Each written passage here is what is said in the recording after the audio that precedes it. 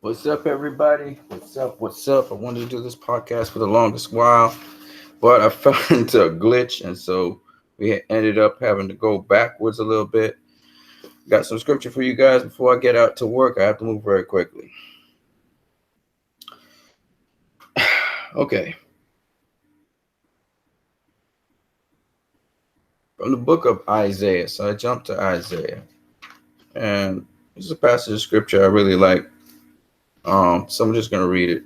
It says, "Who has believed our report, and who is the arm of the Lord revealed? For he shall grow up before him as a tender plant, as a root out of a dry ground. He has no form or comeliness that we should see him. There is no beauty that we should desire him.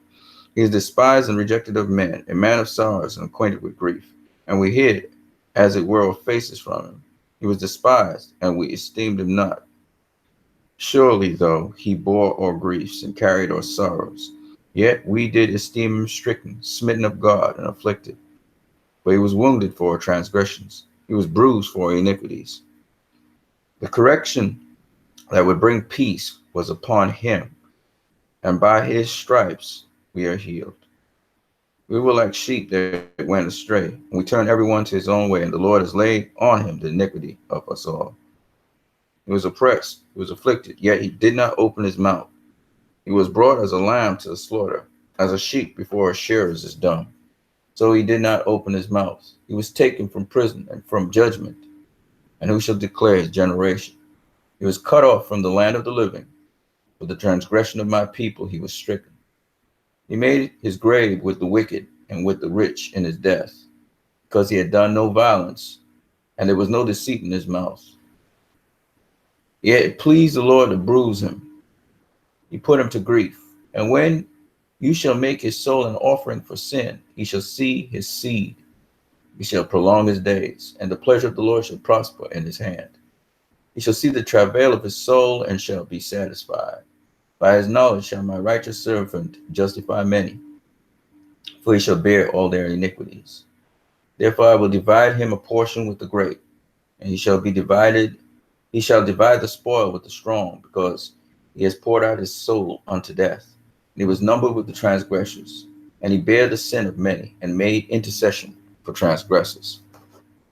Now, I think everybody knows who this scripture is talking about. You know, if you don't know who this scripture is talking about, it's Jesus. Okay, um, that's not his real name, but nonetheless, it's a corruption of the actual name. When you translate the name, is actually Joshua, but it's okay. We all know him as Jesus, right? The individual. And who would better know about being oppressed or being victimized for no reason at all? I think, just based on this story, if you guys ever read the story of Jesus, and the dude went around just doing all kinds of good things. He was just a genuinely good person, and they killed him for it in the most brutal, inhumane way possible, with the absolute hatred and resentment and the force of the hate, ever. Like they were ready to dismember this dude if they could have. They really, they beat him. They beat him with stuff that basically they beat him. They beat him with stuff that rips your skin apart. They ripped up his skin. They ripped up his muscle. They ripped up his tissue. They literally devoured him. It was like a bloody, pulpy mess. And then they crucified him. They nailed him to a thing. I don't know if it was a cross, but it was something that he rammed into the earth. And they had him suspend there, by his hands, his body kind of in a very asphyxiating position where the whole weight of his body is coming down on his lungs and his heart. Okay. And he passed out eventually and he died. But the point is, he bled to death and all that shit. Sorry about the curse word. Oh, man, I need to control myself, man. Hey, shout out to John King, man. It's nice to see you back, man. I saw you leave some comments on my channel. That's really awesome, man. I love you, brother. Just saying. Don't let the differences of opinion mean that I hate you, brother. I just want you to know, You know, I was watching, this is digressing, but people can differ in opinion, okay? Fundamentally different in opinion. You know what brings people together? Where they agree. And there's always something you can find with even the most disagreeable person that you both can agree on. And sometimes we spend a lot of time on things that we don't agree on. And John King, again, he's trying to hold me to account where you're saying, you know, you cursing and swearing on these videos, bro. That's not Christian. You call yourself a Christian, but and he really called me out right there. You know, I got slapped. You know, dude, thank you. You know, I respect that. Okay. Yes, I'm a Christian. I'm not supposed to be doing that. And, you know, that's just not, it's not helping anybody. It's just spewing out vengeance and rage and hatred. And people say it's passion, but what kind of passion? There are all kinds of passion. You know what I mean? So respect to you, brother. Thanks for also coming back to the channel, checking out my stuff. You know, I say certain things about certain things, but that's just something you can disagree with me on. And doesn't mean you have to leave. You know what I'm saying? And you know, it's hard for me because I block people online. I do all kinds of crazy stuff as well when I disagree with people. And it's, you know, when you can, it really shows strength of character when you can actually stay with a person who disagrees with you. It may even be abusive. And don't back down. You don't block them. You don't, you know, none of that. You don't, you know, don't cower out. You still stand your ground, but you're not afraid to stand up and represent what you say, and yet at the same time not have vitriol and hate towards anyone, even if they have vitriol and hate towards you. And that is a strength of character I'm working on. You know what I'm saying? And so, you know, as much as, you know, when you guys know, most of my videos is about qualities and characteristics and developing character. It's all about that. And I got to go out to work, so I got to get going. But I just feel this is important nonetheless. But, you know, that's to me what's most important in life. It's about the character of an individual and about aspiring always to continuously do good for yourself and other people. I feel that that's the essence of it all, if you ask me. And it's wonderful to have a good life where you have all those things. You have certain prerequisites that you got done with your life. But at the end of the day, I feel like your life really truly has meaning when you impact people in a positive way. However that may be. It may be in comic books, maybe in entertainment, maybe just talking on the internet, maybe, you know, text messaging people, maybe how you behave with people on work.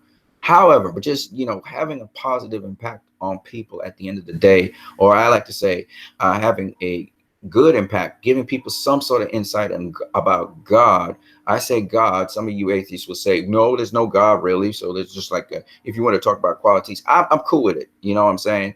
But once you are giving people insight into goodness, into that life can be better, that the person can be better, an inspirational moment, as I say, that's the important thing, in my opinion, at the end of the day. So because, you know, to me, the more people do that is the better the world will be. Quite frankly, that's the bottom line. It's no rocket science to this. We all know this, but it's just one of those things where we need that. We need that. And we need to continue encouraging people to be that way. You know, that's just the bottom line of what I'm saying. And when we have respect for other people, their background and culture, even certain things which we think are just great against everything we stand for, but we have the respect for them, I think that starts something. You know, something positive can come out of that, I believe. Anyways, let's move on. And I say it again, I am a Christian. I acknowledge that. I you know, the faith I follow, not just Jesus Christ, but I also believe that I bear him inside of me, meaning his mind, you know, particularly. And a lot of times, you know, I was having a discussion with a good brother yesterday. Guy is really knowledgeable in a lot of things. And we had a disagreement on a certain issue. And we had a disagreement on multiple issues. And he was able to correct me on several of them. And I was able to also clarify and also kind of correct him on several. And it's interesting, as we were going back and forth yesterday, it's interesting that disagreement is not necessarily a bad thing, as we always admit. I always talk to people about, the two different parties that we might find in different countries. Usually in countries, even in democracy, we don't have 4 or 5 different political parties. You ever notice that? Democracy comes down to 2, or, there's like 3, but never really a lot. And the reason is money, right? Money and funding. Yeah, there are probably people who have better political ideas than the major political parties. And the problem with having 2 versus say 4, 5, 6, or 8 is that, and these all 8 are active and is that when you don't have many, then what happens is you end up having either or choices to make. And in my personal opinion, that makes people join one side or another because they have to weigh the pros and cons. And I find that sad because, again, governance and the best possible person to govern you means that you should have a variety of options as to who should govern you, not 2, not 3. And so I always find that strange. And I don't think that is something that is a weakness of democracy. I think it is a weakness in terms of financing. And as people come to understand that they need representation for their localized area in a much more specific manner, they will think about novel ways to finance people who they see as prospective people. And this goes to the heart of the business community too. I've been observing the business community always backs certain sides, but they never really truly express who they truly think would be best in their best interest and in the community's best interest on a local scale. And I want to just speak to these businessmen throughout the world, because you are also citizens and you're also part of our community. And I want to say that you guys have I think a measurable responsibility to the communities that you represent, in that you are the guys kind of like that breathe light into the community to some degree, or take it. But at the end of the day, you have a responsibility to also, because you are sort of a financier, you have a responsibility to that community to make sure that the representation for the community is the best possible representation, not just for you and your business, but also you have a responsibility to the community, because yes, you give a service to the community. In exchange, you get funding, but you also, as a result of having some financial clout, are able to influence not just the members of the community, but also influence governance of the community in terms of what projects you would want to do. In other words, because you have that financial boost, people may come to you for loans, or they may come to you for a grant or whatever. And also you can also kind of help shape the community to your advantage, because when I think about it, you're the one doing all that advertising. And the more you are in the community doing positive things, the more people will come to you to do business. So in my personal opinion, you can actually branch out beyond your brand, beyond your product, when you participate in the community. And actually, besides trying to be, you say you're apolitical, so you finance this party, why don't you look at individuals in your community as well? Why don't you sponsor certain individuals in your community? Because if you see the potential in certain individuals, or in certain, to start backing them early. That's what I just think, that the business community to some degree is reactive instead of proactive. And there is a place for being proactive in communities.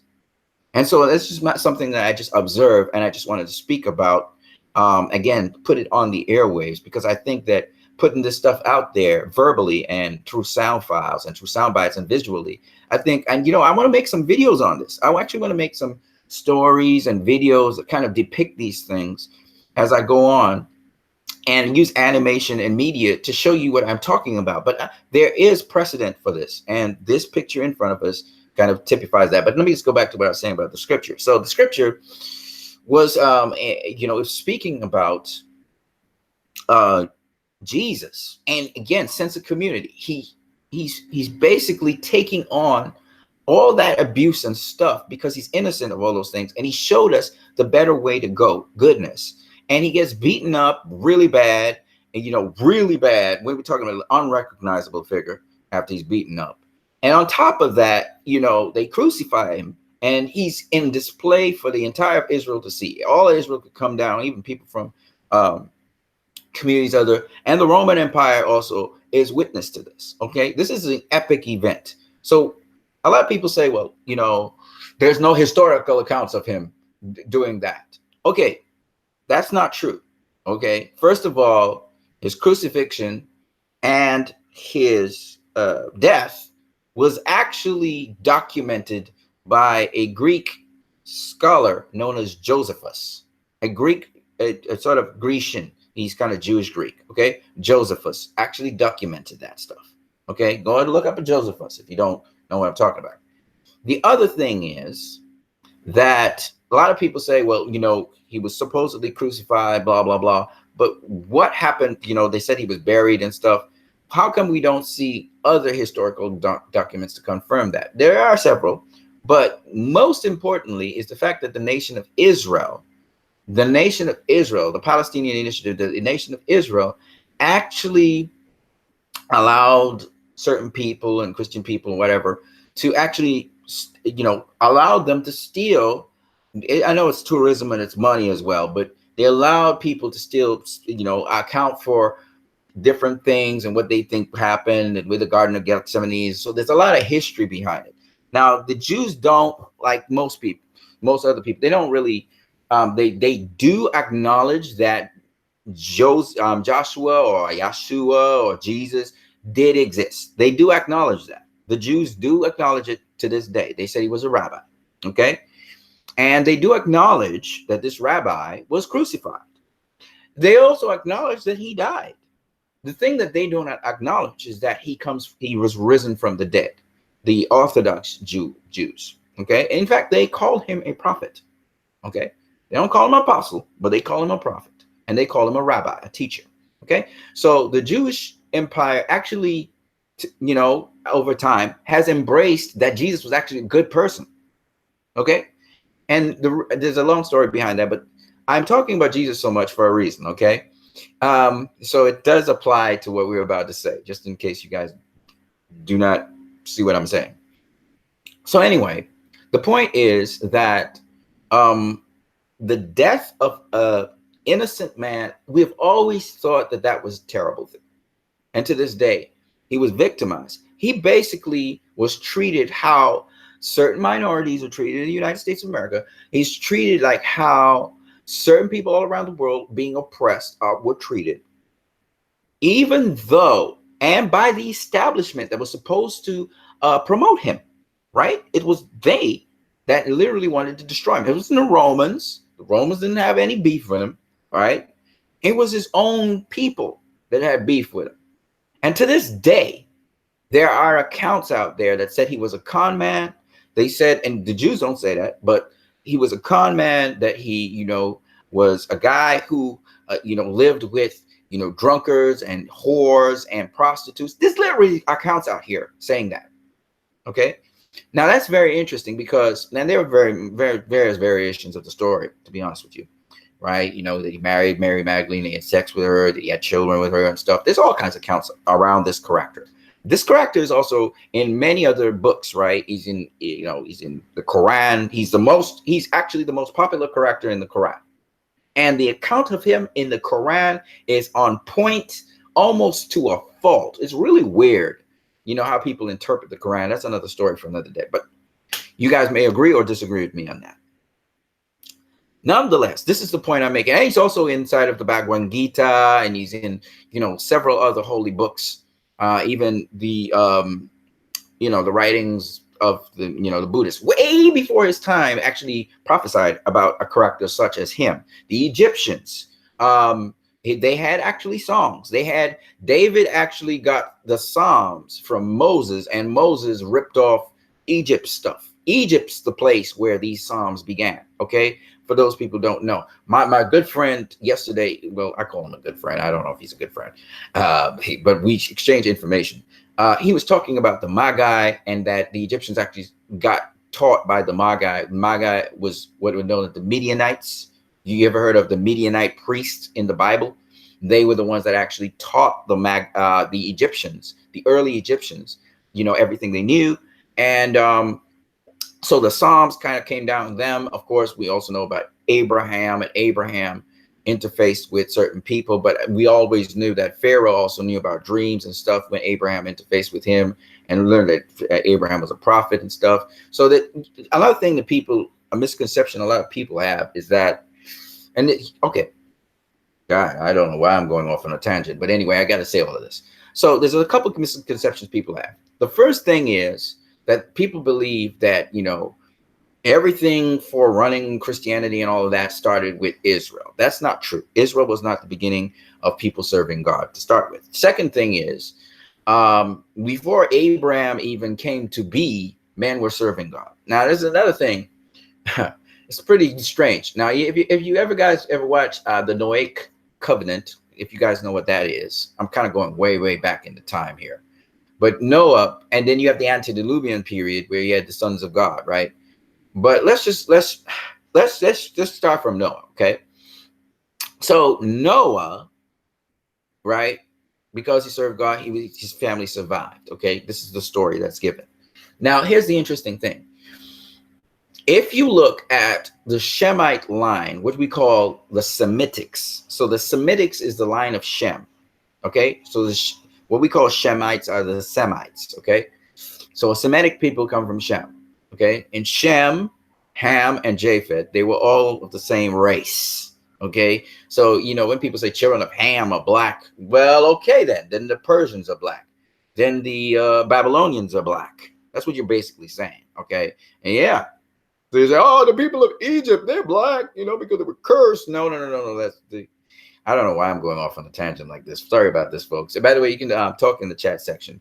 But no, blackness is not because of a curse, okay? Because all three guys were brothers, and we have lots of Semites who are dark skinned. It has nothing to do with that. It has everything to do with climate. Okay, it's adaptation to climate. Some people say human beings evolved and you had these different strains or races, but actually it's just an adaptation to climate. That's really what it is. Okay, and you'll find that Middle Eastern people, some are dark skinned, some are light skinned, and the difference in skin color is because of the exposure to the sun. I mean, this is common sense. I mean, you take a white person, expose them to tropical conditions, they'll get a tan. You know why you get a tan? It's because your pigment starts to change in terms of intensity inside of these melanocytes. Okay.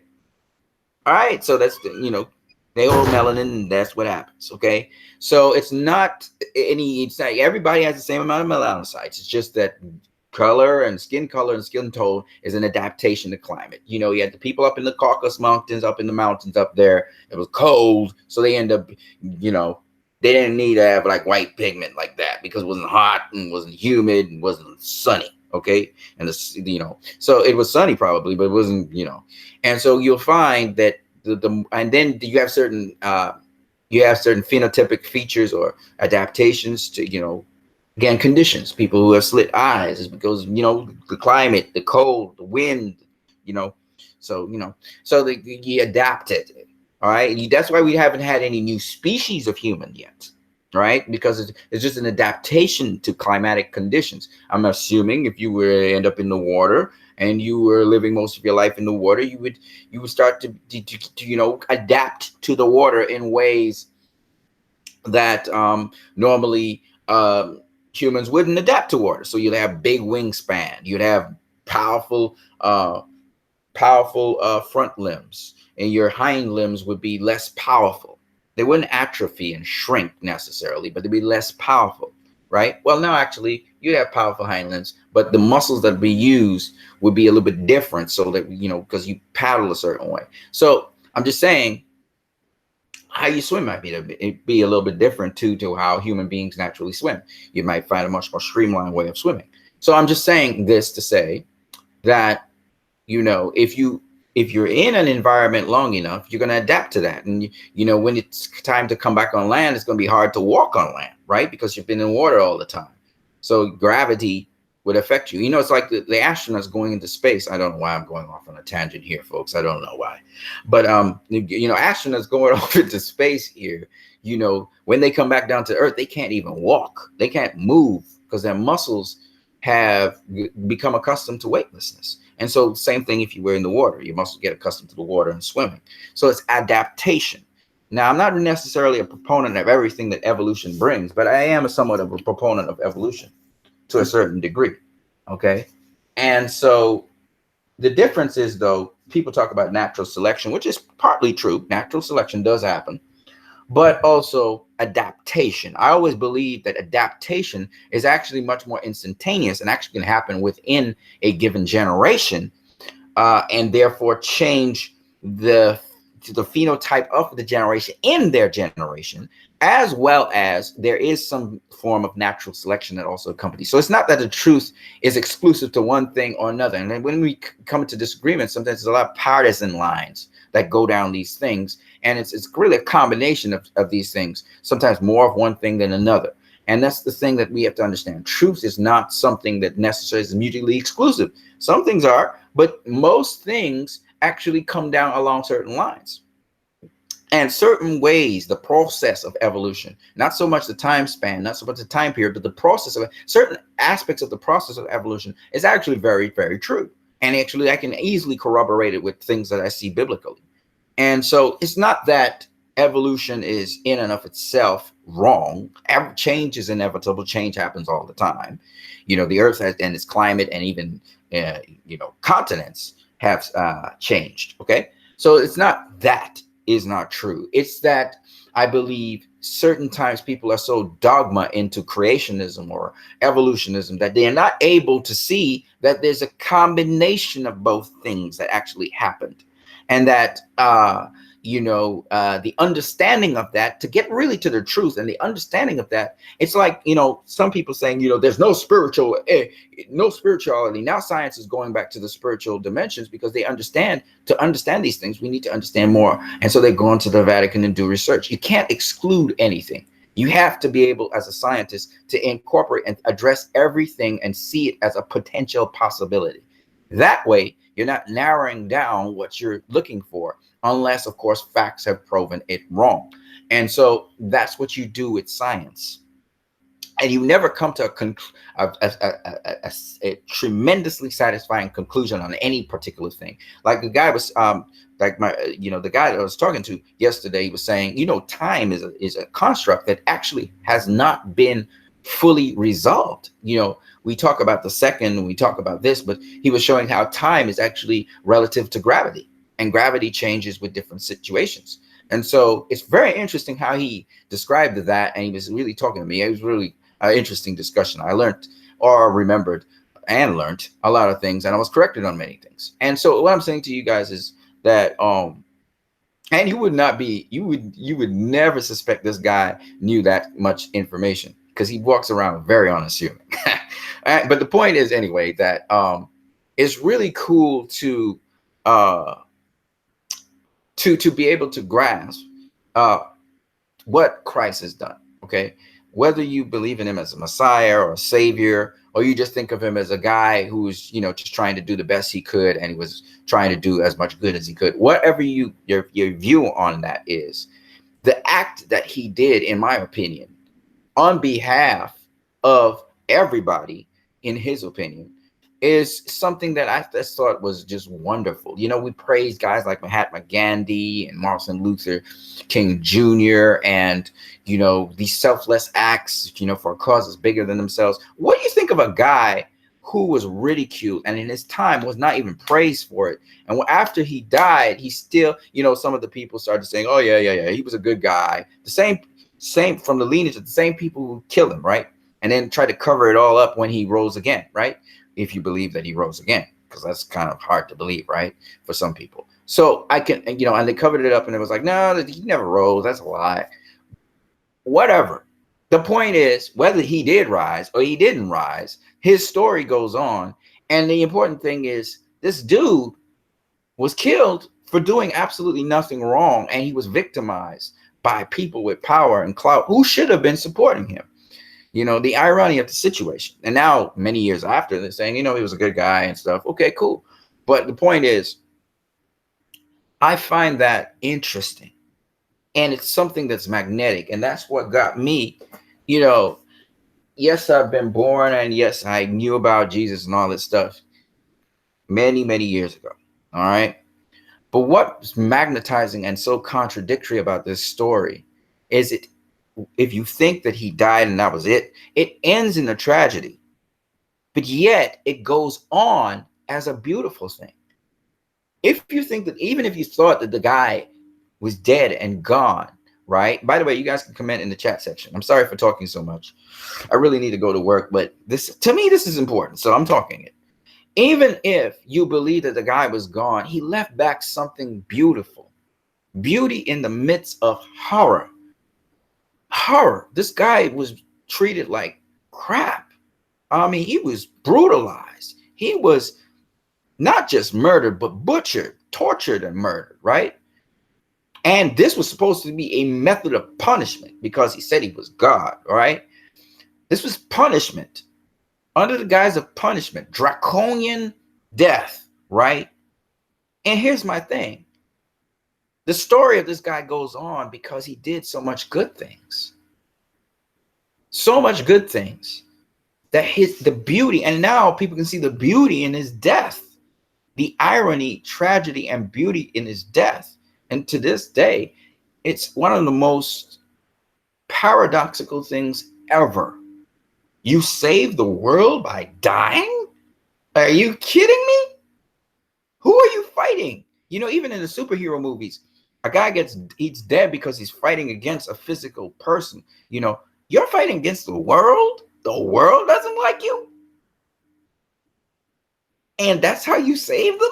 It's just, think about what I'm saying. It's just ridiculous. Every time you think about this story, it tells you, a lot of times I think myself about how bad things happen to good people. This story is telling you that. This is the ultimate story of bad things happening to good people. It just, everything about the story is just so different. It's so counterintuitive. It's just so, it's like so kind of upside down to how we think of things. Okay, if this guy is God, they killed God, right? You know what I'm saying? You get what I'm saying? It's just like everything about it is counterintuitive. It's a counterintuitive story. That's what is so magnetic about it. Like, this is not supposed to happen. The hero in the story, he's supposed to come out the winner, right? No, in this story, the hero dies and he does not come out the winner. But his sacrifice lives on beyond him, even if he's dead. It's crazy, man. I just think about it and it just blows my mind every time I think about it. The story is counterintuitive, in my opinion. I know I'm a Westerner, so maybe I didn't watch enough Eastern stories. I parallel it with the story of Horus to some degree. Is it Horus, the one that got killed in Egypt? And it's just like but the point is, the Egyptians knew about this a long time ago. And that's what I'm saying. But anyway, the point is that, to me, such a counterintuitive story. The thing that we as human beings seek to do is preserve self. Nobody wants to die. We want self-preservation, right? And so now that I've said all of that, I want to go to Superman for a minute. Superman, yesterday we were talking about how Greek mythology and even all of these different religious mythologies and even the proposition by scientists and the Bible, they all coincide and actually say the same thing, And it's really amazing when you really try to stop, you just kind of throw away the labels and stuff, and you start each of these different perspectives on the same thing, even though some of them have it a little bit wrong, a little bit off, on the same thing, show us that it was real, that it is real. When you have multiple, and that's why I said, for governance, you want to have multiple options. You don't just want to have 2 or 3, because the more options you have, the closer you can come to true representation. And similarly, what I found is when you go all around the world and you look at all of the different, schools of thought and knowledge out there, and you put them to, and you start to look at all of them, they have some commonalities to them. And you know that that commonality means that there's a common truth running through something there. And that's how I look at things. And I'm saying this definitely is true, because look at all of these different things are saying this. You can't have so many different voices from so many different perspectives who say they separate themselves from each other and they say, no, this one is wrong and I'm right, saying the same thing on certain issues. In agreement, things can happen, folks. Disagreement doesn't produce a result, but it can help to refine the result. But action is taken on agreement. Well, there's action taken on disagreement, but it goes nowhere. But action taken on agreement really benefits, because when I can take some of what you have and I can take some of what I have, and that we agree on these issues, then we can actually proceed forward to act on that. And that's what the United States of America, that's what I forgot what his whole name is. That's what he's trying to do. Even in the situation of the political climate that's in the United States of America, he's trying to find a way to get common ground so people can do things together, because it's about doing things together. It's so beautiful when we do things together. Isn't it cool when we all agree on certain things in the DCEU and we push for it and we see the results happen? Everybody agrees we need to have released the Snyder Cut, for example, and we're moving on it. And in a united force, we know we're going to get results. Why? Because we're all in agreement. But when Justice League came out, we were not in all agreement. And what happened? The thing fell apart. It said, divided we'll fall, but united we'll stand. And that was the motif. That was the story behind Justice League. Okay? But I digress. I said I was going to go talk to you guys about Superman. And I know I've been taking a pretty long time to get there. So here is Superman here. All right? And what I wanted to highlight in this video, really, before I go on to Aquaman, because I'm going to talk a lot about Aquaman, and again, the uniting of ideas and values and how that actually progresses the movie forward, is, first of all, I just want to talk about Superman and how that icon lines up with Jesus Christ. And Zack Snyder made no bones about it. Now, once again, shout out to John King, because John King, you said you saw a lot of Masonic stuff in Batman v Superman. These things are Masonic, and we should be against Freemasonry and stuff. I just wanted to just tip off John King. Go check out Lecrae and Tadashi. Go check out those 2 Christian artists and how they deal with fraternities and lodges and how they actually speak Christ to those guys. Now, Rosicrucianism and a lot of lodges actually base themselves on the Jesus model. I know this. And then they go off on the tangents that could be nefarious, or some of them keep sincere and they stay along the lines of Jesus Christ. We were just talking yesterday, me and my friend, about Knights Templar. Okay, we talked about a lot of shit yesterday. Sorry about the word curse word. I'm trying to correct myself. I know I kind of went down a slump, folks, and it's because of something I did, and it kind of pissed me off, and I kind of lost my Christian bearing for a minute. All right, so don't worry about it. I'm trying to clean it up. But yes, we went down the line of all these different orders and not necessarily secret societies, but kind of like secret societies and stuff like that. And we were talking about how lodges came to be, and that actually disciples lodged with each other, and that was communion, and it was a brotherhood. All of these things are called brotherhoods, actually. So they're built off a brotherhood. And some of these orders, they have like secret things, like you have to keep a secret so that they could have this bond within them. But with Christianity, the bond is not, or the brotherhood of Christianity is not in keeping a secret. And I don't know if Zack Snyder is actually a Freemason or he's a Christian, or I don't know what he is. Okay, I know what his upbringing was, and I know he used Freemasonry symbols and stuff. But Zack Snyder, if he is a Freemason, then he would be received by the Hollywood community, because the Freemasons, about, at least they're different kinds of Freemasons, and that's a whole other story as well. And Freemasonry actually came from Africa and the Hittites that built David's temple, and then Solomon went on to use the Hittites again, and we know about the Hittites. This is a long story. Okay, I don't want to go into it. It's just too long. So the point is, And you have different kinds of Freemasons. You have the Scottish Rite, and you have, okay, right. So anyway, as I was saying, the point is, at the end of the day, there's symbology behind Zack Snyder's stuff. And there's symbols, and they can mean multiple things. You can use the symbols and mean them for nefarious multiple things. You can use the symbols because God created all symbols, if you believe in God, or if you believe that there's goodness in everything, then you believe there's goodness in everything. So it's how you interpret things. Now, having said that, there are subliminal messages sent in these things, which could be nefarious. Therefore, you take it all with a pinch of salt. If you're someone who needs to be grounded and rooted, then you probably shouldn't be watching those things. But at the end of the day, what I wanted to say was, even in spite of that, it just shows that Zack Snyder has intentional iconography, meaning Zack Snyder takes a painstaking approach to how every single shot is viewed, because every single shot for him means something. And that's important to understand. So he's not ad hocly and just, laissez-faringly just throwing things to the wind. He's not doing that at all. Okay. And here is proof of that. And I want to just link it back to the scripture that I was saying. Okay. So Isaiah 53.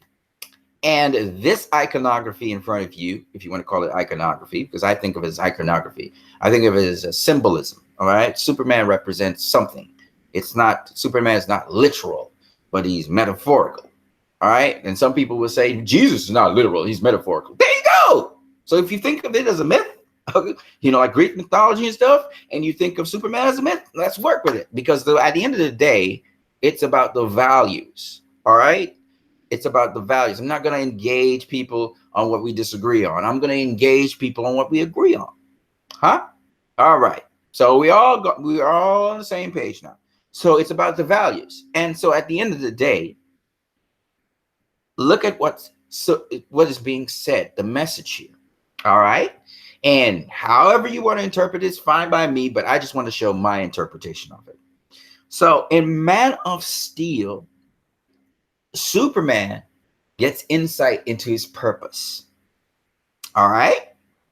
And then he's born of that purpose as Superman.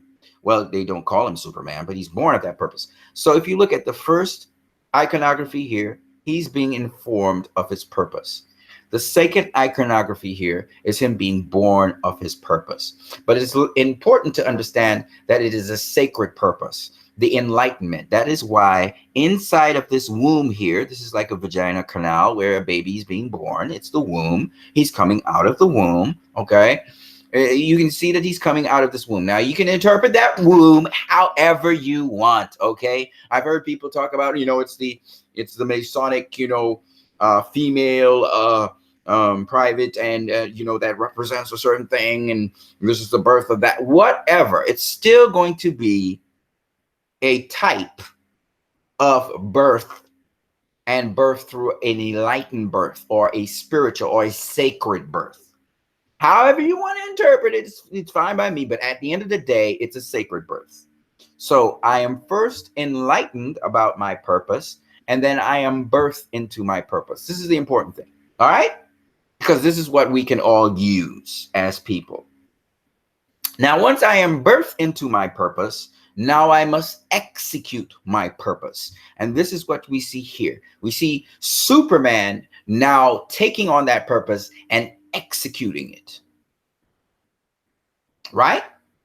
Now, what I'm trying to say to you is that is exactly what the Jesus Christ, the original Superman, I call him, you guys may not agree, did. He was informed of his purpose.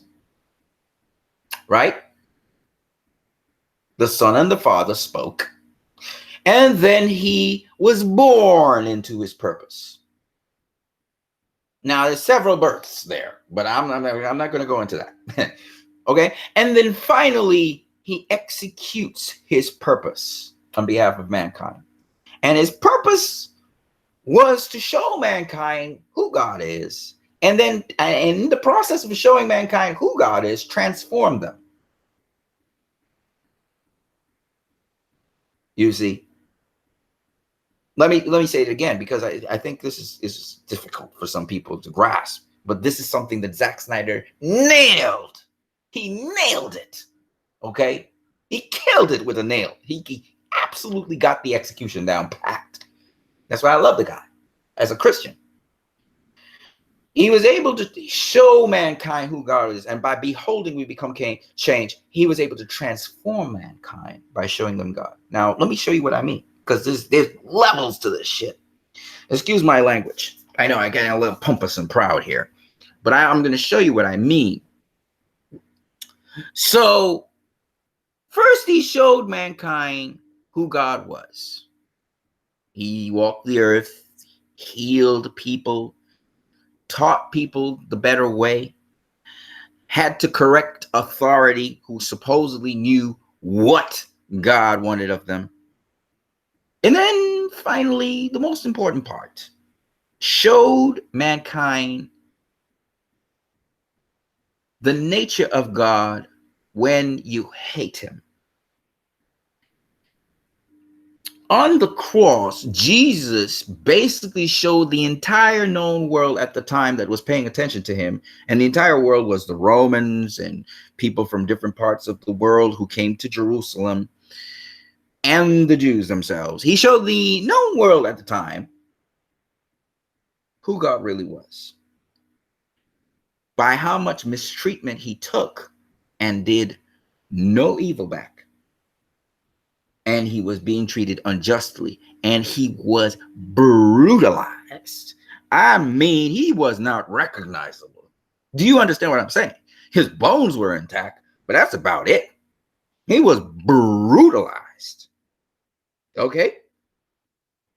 Even when you guys watch the Passion actually sanitizes that thing. And even Mel Gibson says that he had to sanitize parts of it because it was just very difficult to get that cosmetic look of a brutalized person. Brutalized. It was unrecognizable, like a pulp of flesh bleeding all over the place, okay? He was brutalized. Now, imagine that transforms the world's opinion of who God is. God is willing to be brutalized and is savagely brutalized every day. Savagely brutalized. Because a part of himself is in his creation. And when we do these heinous atrocities to each other, it's callous, we brutalize God. We brutalize God. And when we even mentally and otherwise hurt and kill other people's dreams and visions and chances and happiness, we brutalize God. He said it. If you do this unto the least of these my brethren, you do it unto me. We do it every day. Every day. Like daggers. We chop him and cut him. We brutalize him. Now think about what I'm saying. That's what we do. That's showing us who God is. As a person, we really treat him like crap, okay? All of us, the best of us, treat him like crap, okay? But that's besides the point. And our view of God, we always view God as this great, powerful tyrant. No, God is like energy. He's holding us everything up, giving everything a chance to choose however it wants, and basically giving everything that chance to do whatever it pleases. The power of choice. Even insects, even amoebas, even unicellular animals can go wherever the hell they want to go. Plants can grow however the hell they want to grow. Everything has been given its own way to do its own thing. Otherwise, everything would be uniform, right? And behave the same way. That's life, and it's beautiful. Now, life is not necessarily a human, so anyway, moving on. Shows us God, and by showing us him getting brutalized and killed, he leaves back a beautiful, beautiful, beautiful notion that love is willing to die so that other things could live. It's a beautiful, if the story ended right there, it's a beautiful notion. It's not about the outcome. I've been telling you guys this over and over again in the chat section. It's not about the outcome. And that's what BVS represented and Man of Steel in combination. It was beautiful when Superman died because the world got it. Something was released from him and the world realized we need to come together. We need to love each other. We need to remember this guy. So if the story ended at BVS, guys, it was worth it. But the story doesn't end there. And the story doesn't end for Superman, Jesus Christ, either, who has an S in the middle of his name. So cool. Jesus literally has hope in the middle of the name Jesus. Take it however you want, but I just like to say it. And to me, the Justice League movie means a lot. Zack Snyder cut or not, because, well, actually, no. What am I saying? No, we need the Zack Snyder cut because what I'm about to show you is a deleted scene from the Justice League movie. And that is why the Zack Snyder cut is very important, because we need this need to see what Zack was going to say more on Jesus and on this individual who's pivotal to Christianity. We need to see that. I'm stressing like Zack talks. I just took a piece of his character and I'm emphasizing so you guys can get it. I know you guys are laughing. It's you need, Zack he talks and exaggerates certain things. By the way, I always thought the Flash in Justice League was Zack Snyder, okay? How he freaks out and everything. I still think so. But anyway, I thought though the Flash was going to be much more scientifically minded and speak a lot more science stuff than just telling jokes, and but it's okay. It's okay. We'll see in the Snyder cut if he does. And it's some cool scenes I saw that were not in the movie with the Flash. Oh my gosh, I need to see the Snyder cut. Okay, we need we need it, Warner Brothers. We need the Snyder cut. Okay. Anyways, so what Justice League does is oh my gosh, I love Zack Snyder for this. He again uses symmetry. And here's the full story. A lot of people compare, Man of Steel, this scene and this scene here, but they don't compare this scene here. And like I said before, by beholding, we become changed. So that the story doesn't end there. And this is where, like I said, he shows us who God is, and by doing so, we are changed. Now, the transformative process, the end of the trilogy is where we see that, where we see Jor-El's words that he spoke to his son, which is Kal-El, or like the father speaks to the son, from the Bible. All right. So you see it finally come to pass. He says, they'll race behind you. They'll stumble. They'll fall, but in time, they'll join you in the sun. The transformative process of Superman upon this world happens after his death. See, in knowing God and in seeing God, you become changed. But for that to happen, something had to die. And so Jesus's purpose to completely show us who the Father was, to show us who God was, he had to be brutalized by us for something he did not commit, so that he could show us who God was. And by showing us, you remember, blood and water came out of his side. He was able to knit us to God, because now God can bear that and still continue to do good. That's what this trilogy means to me. And it taught me something else in a much more practical way than I've read in the Bible. It taught me that even a symbol of hope can have doubts. And I never really truly understood the Garden of Gethsemane moment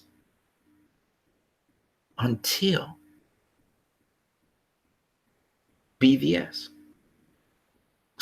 Jesus himself said, Father, if it is possible. That's why he was praying so much. Take this cup from me.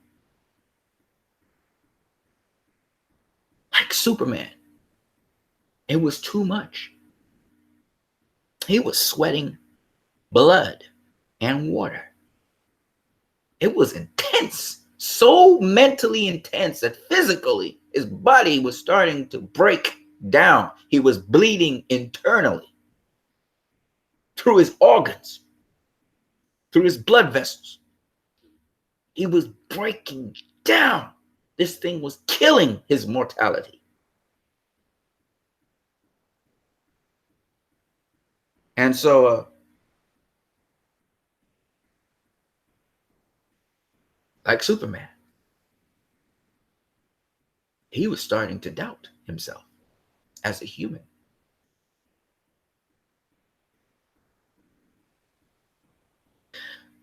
So, going to Justice League. And this is the part where I know I part ways with a different set of people. Different people believe different things. And I got to go there because Zack Snyder went there. Because Superman went there. Because Jesus went there.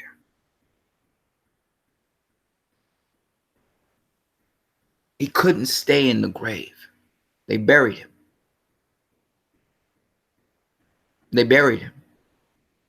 Now, Jesus knew he had to come to die. This you're watching at is him in the tomb. This you're looking at is him in the womb.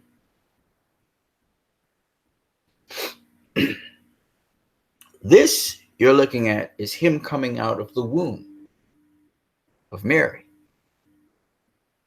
This you're looking at is him coming out of the tomb of Joseph. Let me say that again. Mary was married to Joseph. Jesus was a genealogical descendant of Joseph through the marriage of Mary to Joseph. Jesus was born of Mary. Jesus rose again from Joseph. Yes, Joseph of Arimathea's tomb, but still, pay attention now. Because we're going to go deep, all right? Birth, rebirth. The rebirth of Superman symbolizes the rebirth of Jesus Christ. The difference between his birth and his rebirth, as you know, we're talking DC Rebirth comics, is this. In his birth, he did not bear the sins of the world as yet. But in his rebirth, he had overcome the sins of the world. First of all, let me just make sure this thing is being played. I don't know if we're playing anything right now. Let me just make sure that. Okay, good. Wonderful. Shout out to you, Dave Ethan. Shout out to you, my brother. I know you love Superman, so you're going to enjoy this. You're going to enjoy this. Mr. Cosmico says, fantastic analysis. Great. Mr. Cosmico said, do you think the Snyder Cut comes out in San Diego Comic-Con? I don't know, bro. But what I do know is Zack Snyder is down there. And I know people are going to ask about it. And I know they're going to be people who are going to represent it. So I'm looking forward to that and seeing what will happen. Dave Ethan says, I hear that Snyder has arrived in San Diego. Yeah, he has. DJ Lost and Found. We here, bro. DJ Lost and Found says, bro, that's all right, man. That's cool to see you guys. Cool to see you guys. I'm not done. I'm just getting warmed up, folks. I'm not done. I have to talk about Aquaman next and show you guys some really cool stuff. Shout out to you guys. It's really nice to see you guys on this this thing. It's almost 3 o'clock. I know I'm taking a very long time. I have bills to pay and still I haven't paid them. Hey, stuff might get cut, so I gotta really push it, right?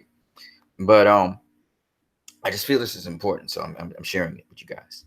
And you can share this video with other people. Please do, especially the Christian people. They're gonna really appreciate it. So this is where it really gets interesting. Remember, I told you he's there to show us God, and by beholding, we become changed. You know what's the cool thing about rebirth? It means you can be born again. Not so much physically reborn again, because Nicodemus said, how can I go back in my mom's womb? I go up a canal and then back up into a womb. That's not. Rebirth is not rebooting. Rebirth is adding something that wasn't there. It's a rite of passage. I'm sure this is a Masonic kind of thing I'm talking here, but it's okay because I'm not a Freemason. It's a rite of passage, which allows you to mature and be more than what you were before. Rebirth, being born again, helps you to transcend what you once were, replacing it with something better. By beholding, we become changed. The first birth was sacred. And a lot of people celebrate Christmas thinking of the first birth. But Christmas was never about the first birth. Christmas is about the second birth, the rebirth. Superman. Yes, we remember his origins. But the Superman we enjoyed in Justice League, that fantastic Superman, was the Superman of the second showing. That's the Superman we know. That's the Superman we recognize. That's the Superman who influences and has a profound impact on everyone. Why Superman's symbol is a symbol well known and recognized worldwide today. And that calls out, it shouts out to Jesus. Because Jesus did so much more than that.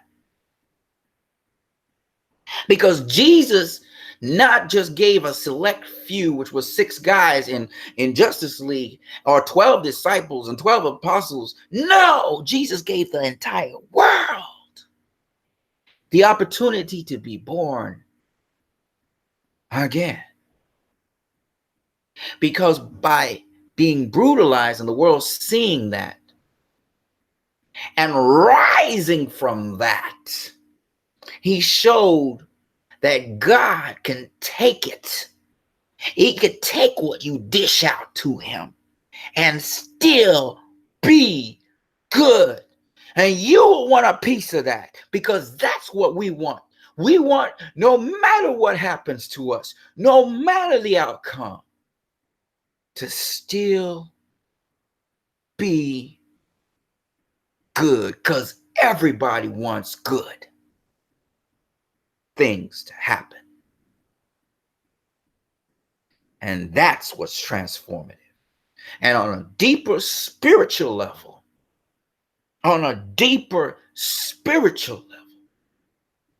he poured out himself to the world. His character, his virtue, all his healing powers, the things he taught people, the things he said, and the things he did was poured out while they were butchering him, while they were killing him, all that good stuff was coming out of him.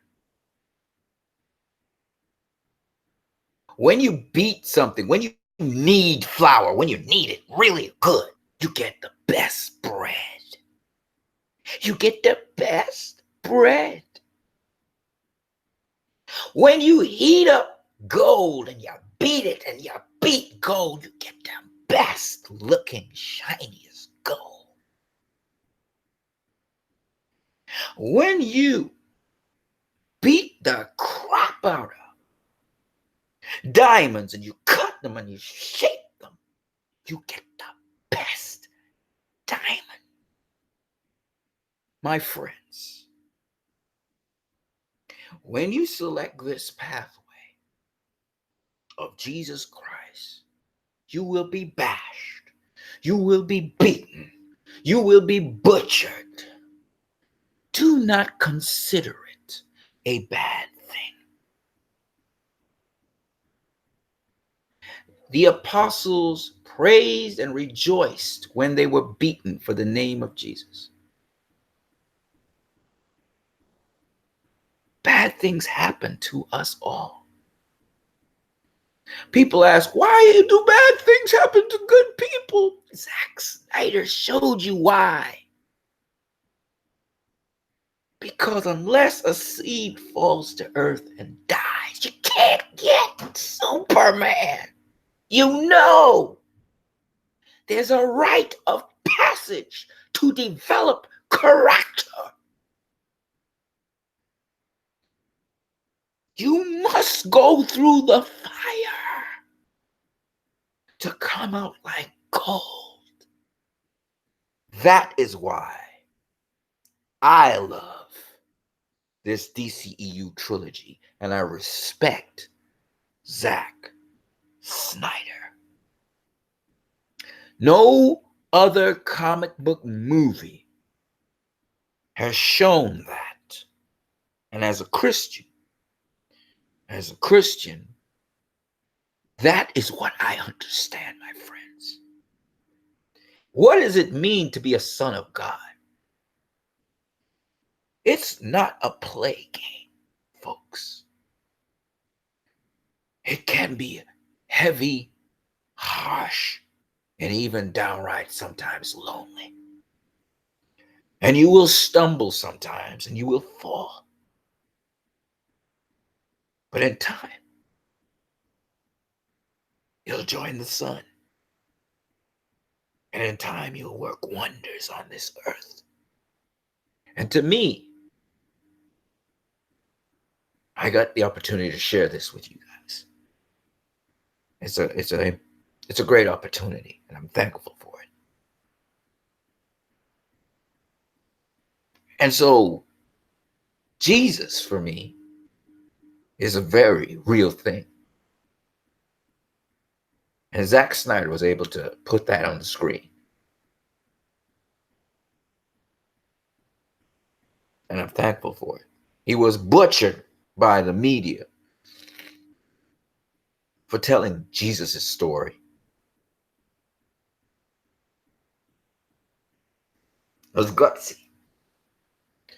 And that's why I thought, it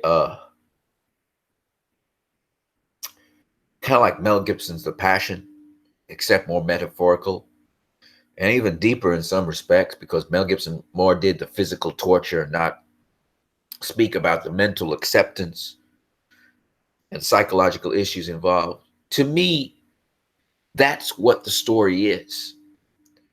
And so this part in Justice League where Superman comes back is transformative, not just for Superman, but also in his death, it transformed and formed a league which ever gets bigger and bigger. That's Jesus' story. Zack chose to tell Jesus' story on the screen.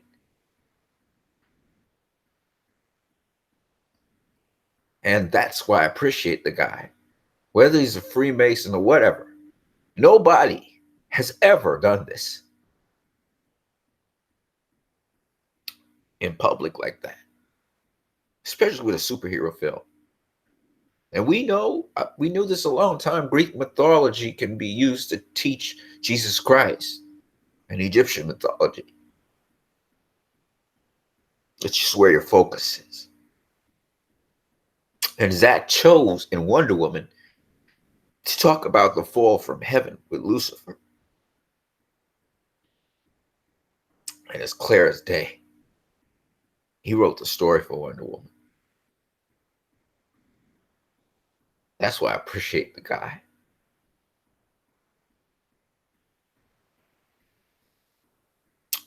So yeah, Superman comes back. But this time he comes back having given to the world already that power to stand up against evil.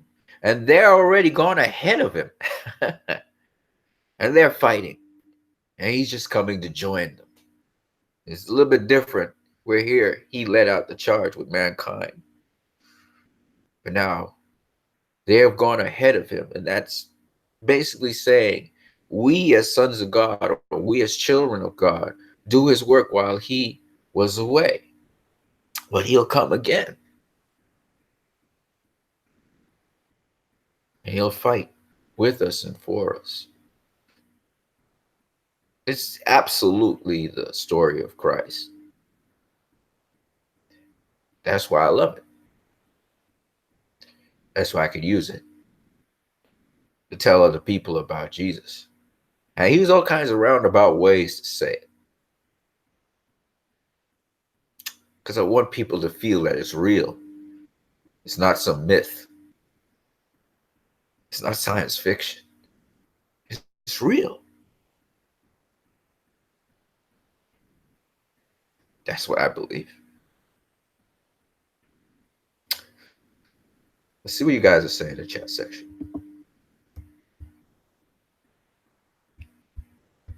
DJ Lawson found said, I have to say, I did not enjoy Soups in jail.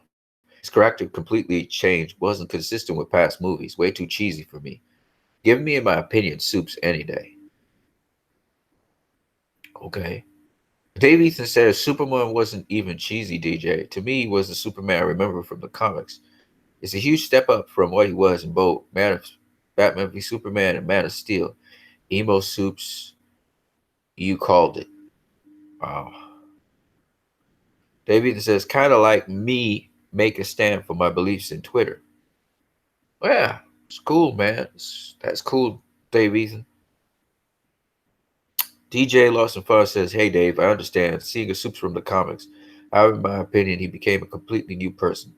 I don't think it was an authentic change of personality. I could be too harsh, though. Right. Well,